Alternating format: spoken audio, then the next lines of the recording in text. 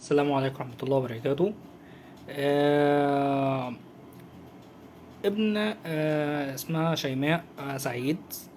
ابن شيماء أستاذة شيماء سعيد، طبعا ميك اب ارتست.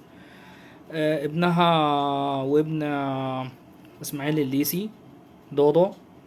الله يرحمه ويغفر له يا رب العالمين، ويسامحه يا رب العالمين، ويدخله الجنة يا رب. وادعوا لضاضة بالرحمة ومغفرة.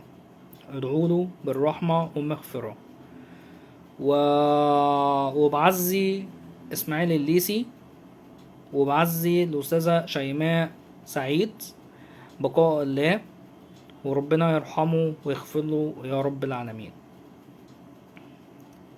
أول حاجة أنا عامل بس الفيديو ده عشان أعزي الأستاذة شيماء وأعزي الأستاذ إسماعيل الليسي، وربنا يرحمهم ويغفر له يا رب العالمين.